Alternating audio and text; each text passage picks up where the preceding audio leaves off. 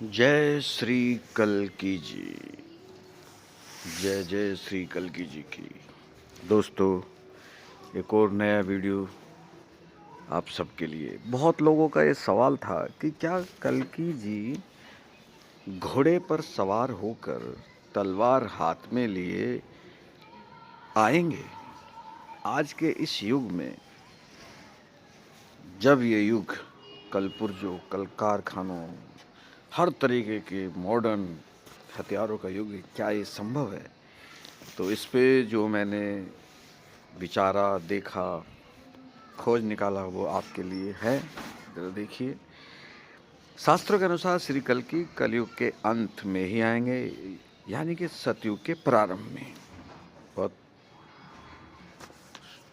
मानने वाली बात है कि शास्त्रों के अनुसार श्री कल्कि कलयुग के अंत में ही आएंगे, यानी कि सतयुग के प्रारंभ में। जैसे हमारे और भी अवतार हैं, वो अपने युगों के अंत में ही आए हैं।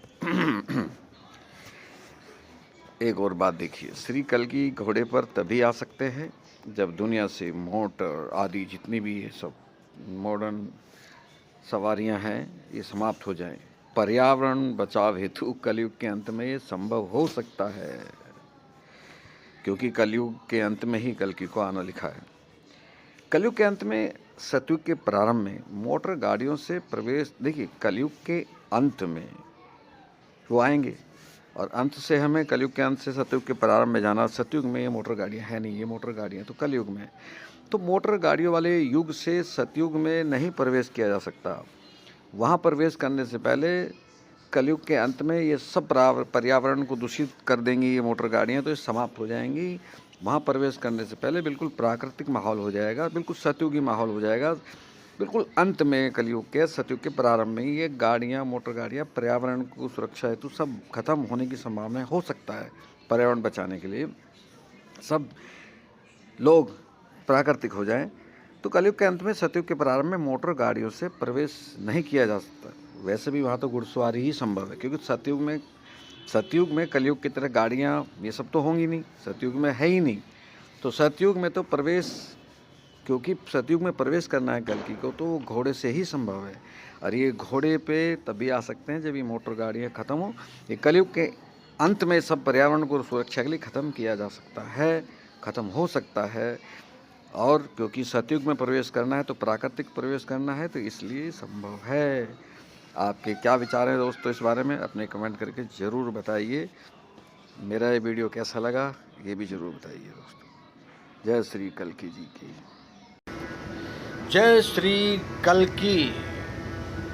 हम सभी एक बात जानते हैं, जो श्री कल्कि जी के बारे में जानता है, पढ़ा है, सुना है, वो ये भी जानता है भगवान विष्णु के ये अकेले अवतार हैं, अंतिम अवतार कलयुग में 10वें अवतार, वैसे 24वें अवतार, जिनके पीछे लिखा है निष्कलंक अवतार। अकेले हैं भारद्वाज जी, आशीष भारद्वाज जी, ये अकेले ऐसे अवतार हैं भगवान विष्णु के जिनको निष्कलंक भी कहा गया है जी। अब देखो, अवतार के बारे में तो आप जानते हैं कि हम तो भक्त हैं, हम तो अवतार के बारे में किसको क्या कहा गया वो तो वो जाने जो अवतार को भेजते हैं। मगर आप और हम जैसे तो भक्त हैं।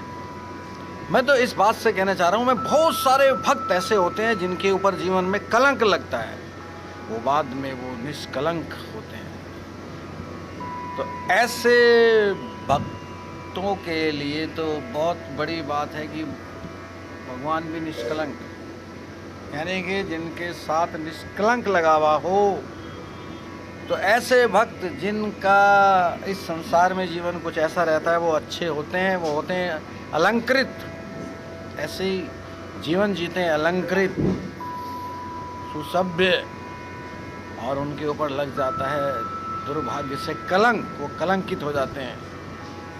तो ऐसे कलंक से कलंकित को फिर से संस्कार रूप में संसार में अलंकृत जो करेंगे, भगवान विष्णु के अंतिम अवतार 10वें अवतार श्री कल्कि जी, क्योंकि निष्कलंक उन्हीं के साथ लिखा हुआ है। तो ये ऐसे भक्तों के लिए तो बहुत अच्छी बात है, जो सच्चे होते हैं, उन पर कलंक लग जाता है वो कलंक,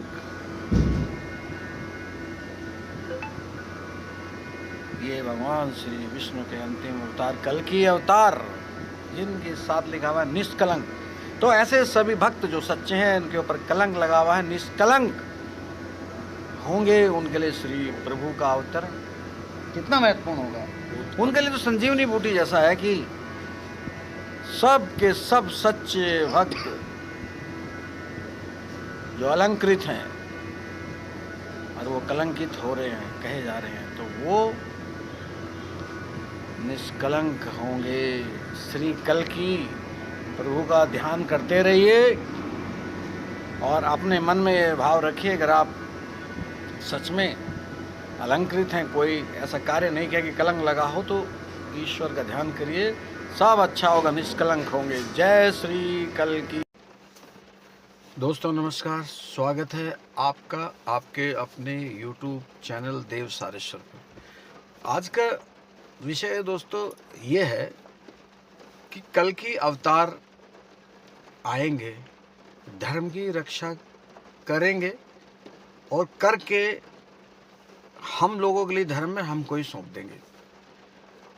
तो क्या दोस्तों हम सक्षम हैं कि कल्कि अवतार हमारे बीच में आ जाएं, धर्म की रक्षा कर दें और फिर वो संतुष्ट हो जाएंगे, नहीं नहीं जिनके लिए मैंने धर्म की रक्षा की है वो संभाल लेंगे।